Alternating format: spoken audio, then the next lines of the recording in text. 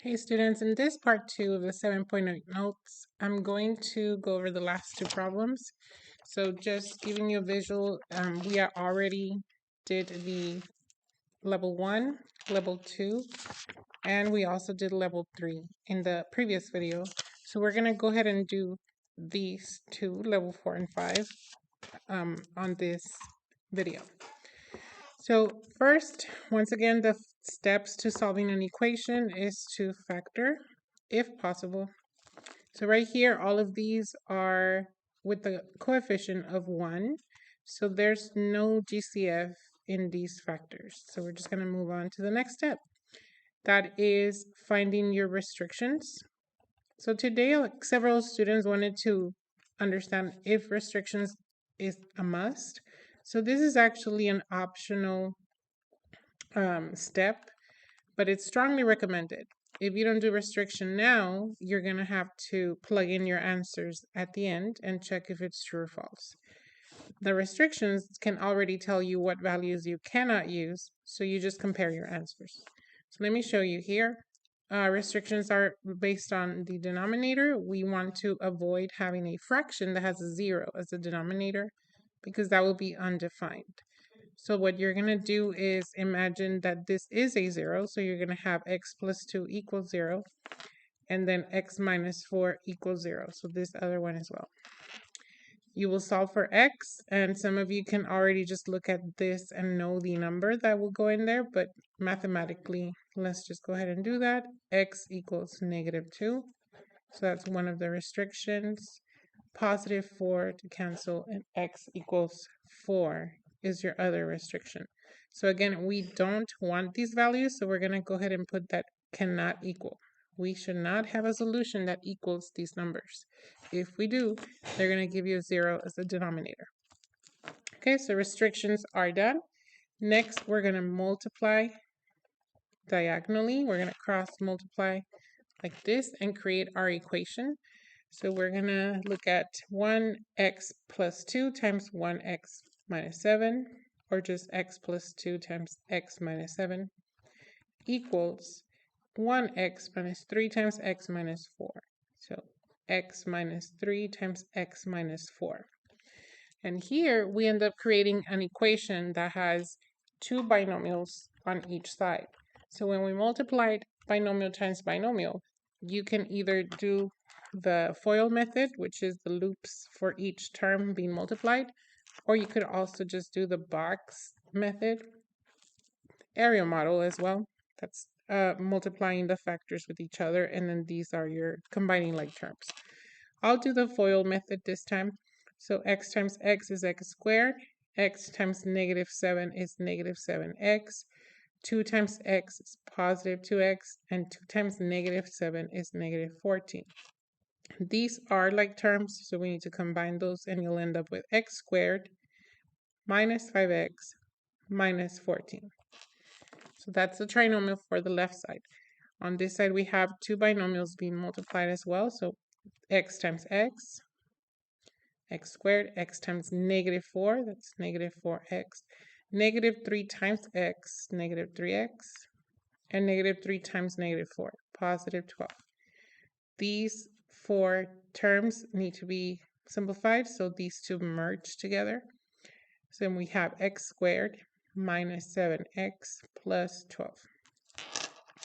So as we go through this, the equation will just get simpler and simpler. So I'm just going to kind of scoot it up and notice that we have now just x squares on both sides, x's and numbers. When you have x squares, you have to consider that you're being asked to solve for a quadratic. So I'm going to make a note right here.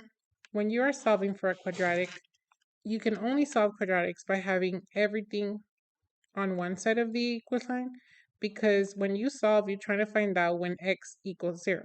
What x value do you plug in order to have a 0?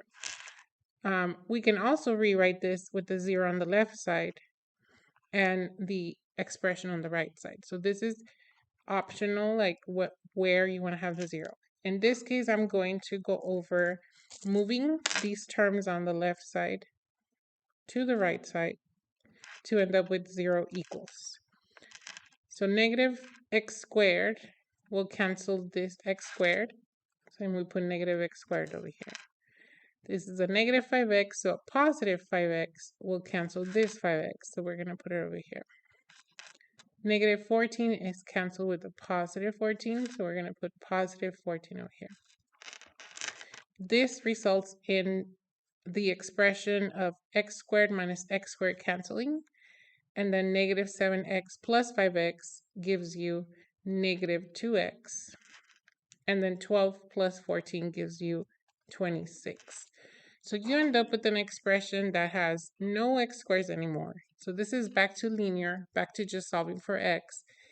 Notice that the x and the number on the right, on the same side technically, and you want to isolate the x, meaning the numbers to one side, letters to the other, variables to the other. So this number, we're going to put it over here by subtracting 26 on both sides, and you end up with negative 26 equals negative 2x. From here, you want to isolate the x by dividing by negative 2. So x equals positive 13.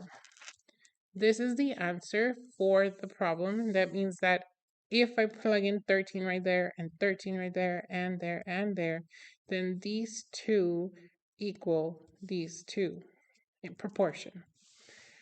We also want to check that the answer we got is not one of the restrictions, and it's not, so that means this is your solution, and we can continue to the next problem. So this is the last level, level 5, which is considered the highest level because it's just a lot of steps to get to the solution. Here we have an equation of this expression plus another expression equaling this rational function or rational expression. So what we need to do is recall that in order to solve equations, we need to have each side of our equation should only have one fraction. So the left side here doesn't have only one fraction, it has two. So what we need to do is go ahead and add these, and they will become one fraction when you get an answer. So to add these, you need to recall that the denominators need to be the same. We cannot combine fractions when the denominators are different. So what you need to also look now is what are the factors of the denominator, and do we have both the same? And obviously we don't. This factor is not over here, and this factor is not over here. So what we're going to do is we're going to put x plus 2 over here along with the numerator. If you convert a fraction into something else, you have to multiply the numerator and denominator. This one is going to need x minus 4. And then now we rewrite this with the converted version. So 1 times x times 2. That's just x plus 2. And then this one is x times x times negative 4. So that's x squared minus 4x. These are the new numerators, and the denominator is x plus 2, x minus 4, and x plus 2, x minus 4. So they're exactly the same. I'm just going to go ahead and combine these numerators already, and then just write the denominator one time. And what's happening between these is that you're adding them. So you're just combining like terms. If you combine like terms, you need to rewrite your answer in standard form. So x squared is first. Then you notice that you have an x minus 4x, and that results in negative 3x plus 2. This is the numerator for adding those two fractions, those two rational expressions. So now we have one fraction, and now we bring down the other rational expression that we were trying to solve with. Okay, so we now apply the steps that we were doing here in solving equations. First step for that will be to factor. So if you notice, the trinomial up here hasn't been factored, and this trinomial hasn't been factored either. So we gotta factor those. The strategy of drawing the x helps, a times c at the top, b at the bottom, a times c, and b. Here on this trinomial, we have an a of 1. 1 times 8 is 8. B value is -6. So what two numbers can we put that multiply to get 8, but combine to get -6? So 4 times 2 is 8, and 4 plus 2 is 6, but we need -6. So that means we need to have both of these numbers negative. Next, we rewrite those numbers in binomials. So this trinomial becomes two binomials, and the a value is 1, so we just write x minus 4 and x minus 2. If the a value was not 1, you will have to divide these by another number. All right, so that is the new denominator for this one. On this side, we are going to do a times c, so that's 1 times 2, and b, which is -3. And what two numbers do you multiply to get 2? That's 1 times 2, and then 1 and 2 can give you -3 if both of them were negative. However, negative times negative is positive. But here, I think we had to have negative.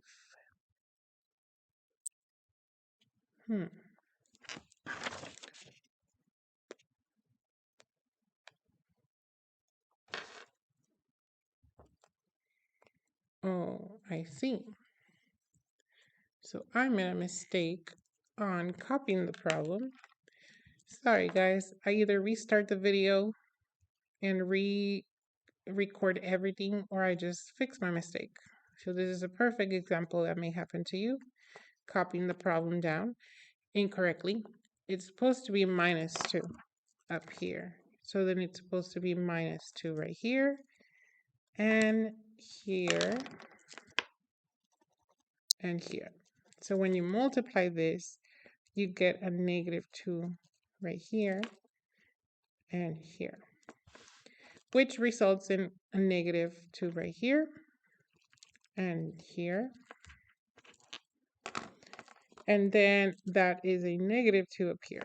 So that's how I caught my mistake, because I know from teaching the whole day that this was a -2 because these don't work. Negative times negative is positive, and this is a -2, so that won't work. That means that this is not factorable. And we move on to the next step. So after we factor, we are now going to find the restrictions. So the restrictions are composed out of the denominators. What are your denominators? Because we don't want a denominator of 0. So looking at your denominators, we have x minus 2, x minus 4, x minus 2, x minus 4. So we repeat them. So we just have 2 of them. What will happen if you have x minus 4? How can that become 0? And how can x minus 2 become 0? So the number 4 minus 4 would give you zeros. And we calculate that by inverse operation, and that's how we get 4. So x cannot equal 4, because if it does, it will give you a 0. On this one, what number can we put in there? So the number 2 minus 2 will give you 0. Mathematically, you just do inverse operations to move that, and x equals 2. And again, the whole point of this is to find out what it cannot equal. So you don't want the answer of 2 or 4 because it will give you a 0 as the denominator. All right, so now that the restriction is done, we move on to continuing to the next step. So it's multiply diagonally. And if you go back to the problem right here, we're looking at multiplying this trinomial because it was not factorable. This trinomial times these two binomials, and then these two binomials times that monomial. So we're going to have x squared minus 3x minus 2 times x minus 4 times x minus 2 equals, and then now we have x minus 2 times x minus 4 times 2. that one. So these two. And when we write this, yes, it's really long, but you notice that we have repeating factors. These two are also over here. And when that happens, we need to understand that they are equal. That means that we cancel it on one side, we can cancel it on the other.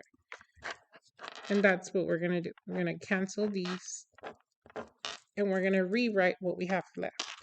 We have the trinomial x squared minus 3x minus 2 equals 2.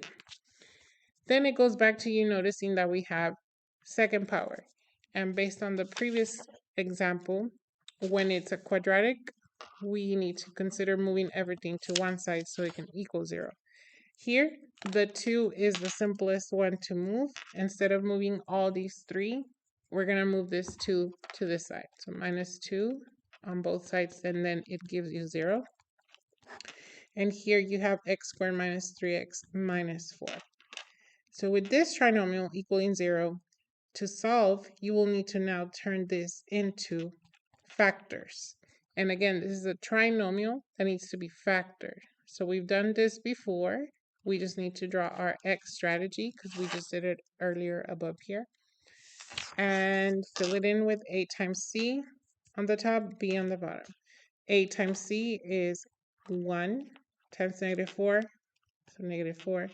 And then the b is -3. What two numbers do you multiply to get -4? 2 and 2. So 2 and 2 will not give you 3 if you add or subtract. So let's try the other one, 1 and 4. And we can get -3 if we had -4, because the more negative, your answer reflects that. So we have a +1 here. These numbers will go into our binomials, +1, -4, and then we put x. If your a value is 1, you leave them alone. If your a value is not 1, you divide these numbers by that a value. Here we do leave it alone. So now we can see that these factors will equal 0. And it goes back to what we did earlier with restrictions, where you kind of set up a phase of x plus 1 equals 0, or space x minus 4 equals 0. And you solve. -1, -1, so x equals -1. And this one is +4 on both sides, so x equals 4. We got the answers, but now we need to either plug in and check to the original, plug in there, plug in there, plug it in there, and then there for each answer, or we could use our restrictions and compare. And we notice that the number 4 is a restriction that will give us 0. So that means this number 4, or x equals 4, is the extraneous solution. It is possible to calculate it mathematically, but it is not possible to have it as an answer because it will give you an undefined on the expression. So this will be your real solution. This is the one that technically would satisfy this equation and show that it's true. All right, so please practice and let me know how I can help you.